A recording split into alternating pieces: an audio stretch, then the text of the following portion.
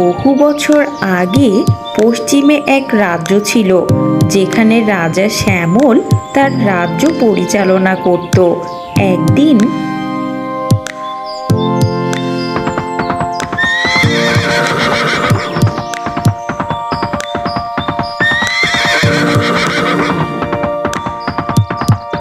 বাবা, আমাদের শত্রুদল এক শান্তি চুক্তির জন্য ডেকেছেন।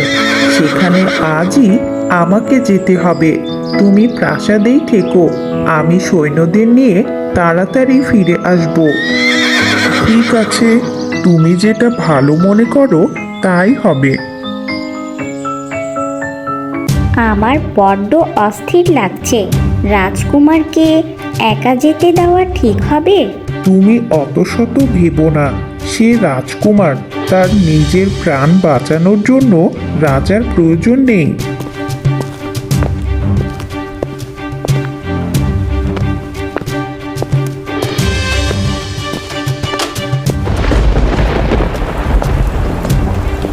এই বুড়ো, পথ ছেড়ে তাড়াতাড়ি যেতে দে।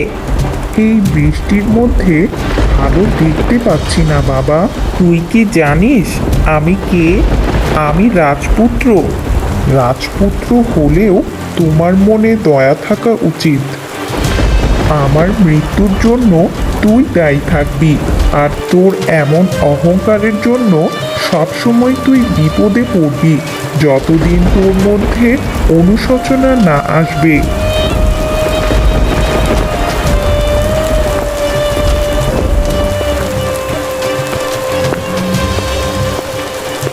কে আছো? দরজা খোলো, দরজা খোলো। ওরে বাবা রে বাবা, একটু ধৈর্য ধরো, আসছি তো। আরে, আপনাকে দেখে তো মনে হচ্ছে রাজকুমার, কিন্তু এই বৃষ্টির মধ্যে এখানে? আগে ঘরে আসুন, বাকি কথা না হয় পরেই হবে।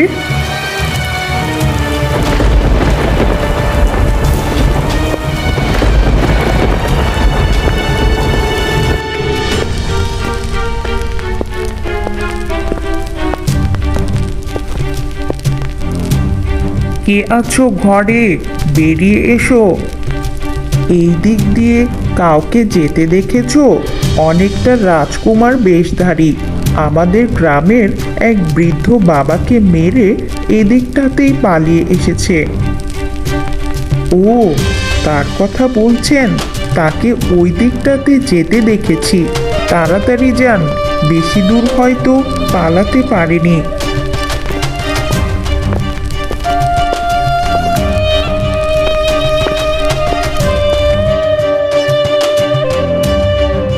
আমি পশ্চিমের রাজ্যের রাজকুমার, বড্ড বিপদে পড়েছি।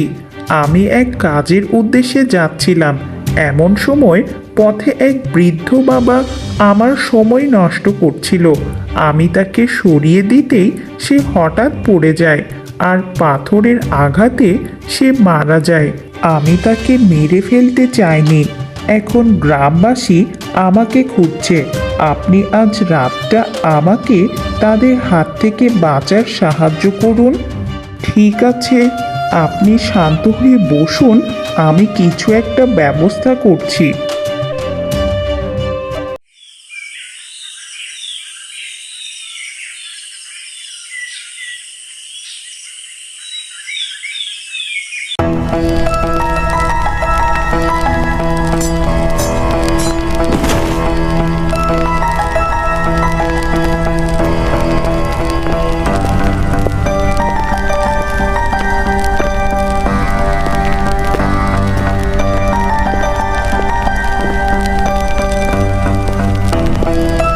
শত্রুপক্ষ শান্তি চুক্তির কথা বলে আমাদের রাজ্য দখল করে নিয়েছে। এদিকে আমার প্রাসাদও ধ্বংস করে দিয়েছে। কাউকেই তো দেখছি না। এখন আমি কোথায় যাব? হ্যাঁ, ওই ভদ্রলোকটির বাড়ি যাই। তিনি হয়তো আমার সাহায্য করতে পারবেন।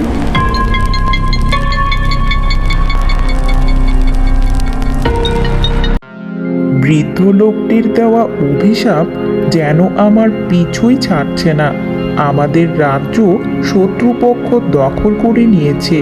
বাড়ি গিয়ে দেখি সেটিও ধ্বংস করে দিয়েছে। তাই পথ না পেয়ে এখানেই আসলাম। সবই তো বুঝলাম, কিন্তু দেখুন, গ্রামবাসী প্রায় আপনার খোঁজ করে। তাই এখানে থাকাটা আপনার আমার দুইজনের পক্ষেই ভালো হবে না। কিন্তু আপনার একটা সাহায্য করতে পারি। অন্য গ্রামে গিয়ে আমার এক আত্মীয়র বাড়িতে থাকতে পারেন। তার আগে এই বেশভূষা ছেড়ে আমার অতি সাধারণ পোশাক পরতে হবে। ঠিক আছে, তবে তাই হোক।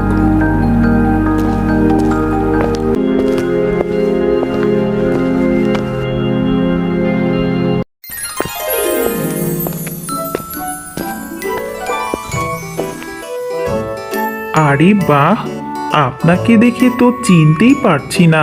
কেউ বলতেই পারবে না আপনি রাজকুমার নাকি সাধারণ মানুষ।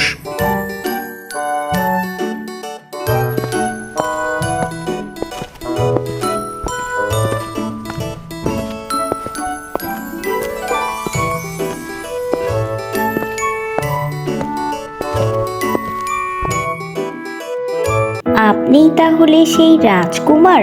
ঠিক আছে, যতদিন আপনার বিপদ না কাটে ততদিন এখানেই থাকতে পারেন। কি মজা, কি মজা! আমাদের বাড়িতে নতুন অতিথি এসেছে। তুমি তো আমার ভাইয়ের মতো, তাই আজ থেকে তোমাকে আমি ভাই বলেই ডাকবো। চল, অনেক হয়েছে।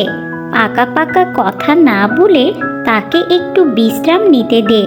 অনেকটা পথ পাড়ি দিয়ে এসেছে।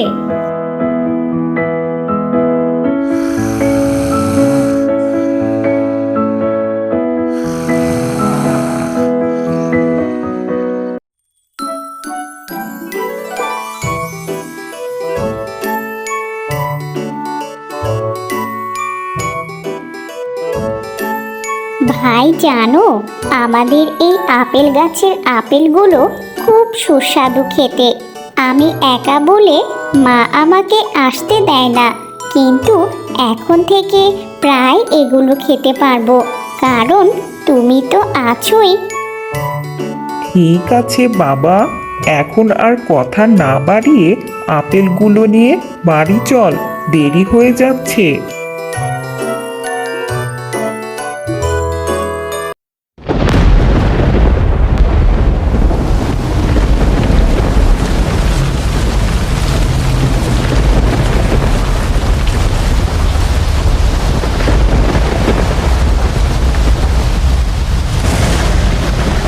মা, আমার বড্ড ভয় করছে।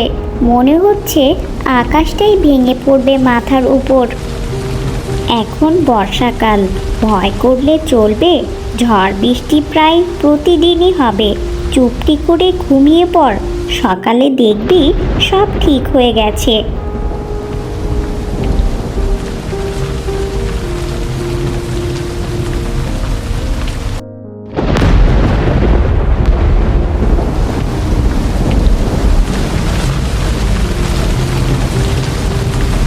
বৃষ্টির পরিমাণ এতটাই বেশি ছিল যে নদীর বাঁধ ভেঙে গিয়ে গ্রামে বন্যা চলে আসে। সব দিকে পানিতে থই থই করছিল। লোকজনও তার ঘরবাড়ি ছেড়ে অন্যত্র চলে যাচ্ছিল। ধুর, সারাদিন শুধু বৃষ্টি আর বৃষ্টি, চারিদিকে পানি আর পানি। যদি চাঁদে যেতে পারতাম তাহলে হয়তো কতই না সুন্দর জীবনযাপন করতে পারতাম। এত কাদা, পানি, বন্যা এগুলো থেকে মুক্তি পেতাম।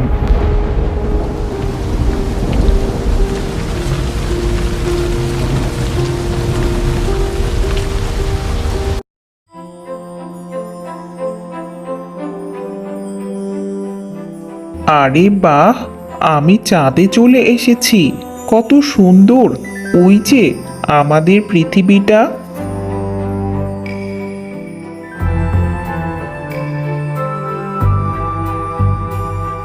তারা, গ্রহ, নক্ষত্র কত কিছু দেখা যাচ্ছে। যাক, ভালোই হলো, এখানে তো আর বন্যা নেই।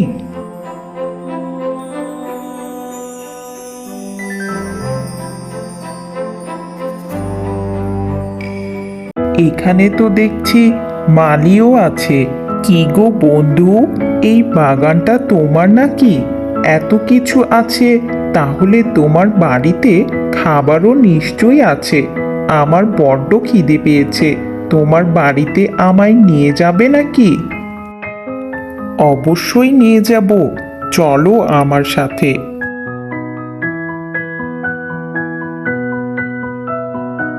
এখানে সেরকম কোনো বাড়ি নেই, তবে আমি এখানেই থাকি। এই খাবারটুকু খেয়ে নাও। এই চাঁদের দেশে শুধু আমরাই থাকবো, অন্য আর কেউ থাকবে না।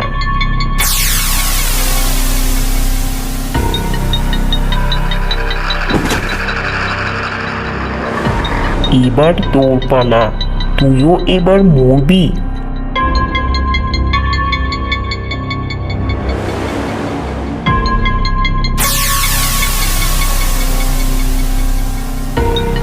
না, না, যেতে দাও আমাকে। কি ব্যাপার ভাই, তুমি এত জোরে চিৎকার করছিলে কেন? খুব ভয়ঙ্কর স্বপ্ন দেখেছি। গতদিন এত বৃষ্টি, কাদা, বন্যার জন্য ভাবছিলাম চাঁদ কত সুন্দর, চাঁদে গেলে শান্তিতে থাকা যাবে। তারপর এগুলো ভাবতে ভাবতেই ঘুমিয়ে পড়েছিলাম। স্বপ্নে আমি সত্যিই চাঁদে চলে যাই। সেখানে সব কিছুই সুন্দর ছিল, কিন্তু কিছুক্ষণ পর দেখি এক আজব জন্তু এসে পড়ে, আমার বন্ধুকে মেরে ফেলে, তারপর আমাকেও। আর অমনি আমার ঘুম ভেঙে যায়। দেখেছো ভাই, বেশি লোভ করতে নেই। দেখো, বন্যার পানি নেমে গেছে। আগের মতো হতে একটু কষ্ট করতে হবে, তবে কেউ তো ভয় দেখিয়ে মেরে ফেলবে না। কিছু না থাকলেও শান্তি আছে। আর তোমার ওই চাঁদের দেশ, সেটি সুন্দর হলেও জীবনের ভয় আছে, শান্তি নেই। সুতরাং একেই বলে, নাই মামার চেয়ে কানা মামাই ভালো। তুই একদম ঠিক বলেছিস, আমার বড্ড ভুল হয়ে গেছে। আমার এত কিছু চিন্তা করাটা একদম ঠিক হয়নি। ছোট্ট মেয়েটির কথা শুনে রাজকুমার তার সকল অহংকারের কথা ভুলে যায়, আর এরপর থেকে বৃদ্ধের দেওয়া সেই বিপদও কেটে যায় এবং রাজকুমার তার বাবা মার খোঁজও পেয়ে যায়। ভিডিওটি ভালো লাগলে সাবস্ক্রাইব করে সাথেই থাকুন।